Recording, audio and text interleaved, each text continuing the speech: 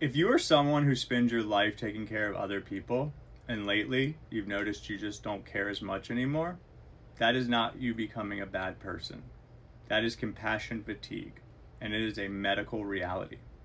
I work with caregivers, parents, nurses, teachers, therapists, people who have given so much of themselves for so long that their capacity to feel empathy has simply run dry, and the shame they carry about it is enormous. They become helpers because they care deeply. So when the caring starts to feel like nothing, when they go through the motions without feeling anything, they conclude that something is fundamentally wrong with them. Nothing is wrong with you. Your empathy tank is empty, and an empty tank needs to be refilled, not condemned. Here's what compassion fatigue actually is. It is a form of secondary traumatic stress that occurs when we absorb the emotional pain of others over an extended period of time without adequate recovery. It is most common in the caregiving professions and roles, but it can happen to anyone who consistently shows up for people in pain.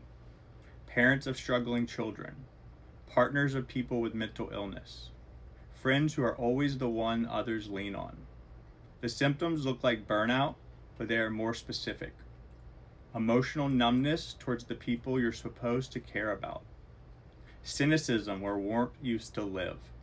A feeling of dread rather than purpose when you show up to help.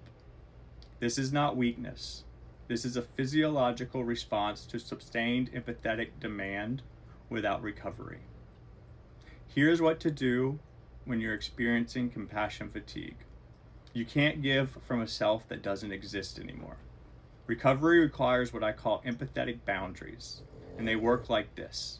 Identify one relationship or role where you are constantly giving more than you are receiving. Not to cut it off, but to consciously limit your emotional output in that space for a defined period. Then use that reclaimed energy deliberately. Pour it into something that fills you. Something that asks nothing of you emotionally. Nature, creativity, solitude, movement. This is not selfish. This is how you stay in the game long term. Helpers who don't protect their empathy eventually have none left to give. You started caring for others because you have a big heart. Protect it, because the world needs helpers who last, not heroes who burn out. I'm Daniel Rubin, licensed therapist, here every single day with tools for people who are always taking care of everyone else. Follow along and share this with every caregiver in your life who needs to hear it. Ready for one-on-one support? Call or text me at 404-668-8369. Please follow. Thank you.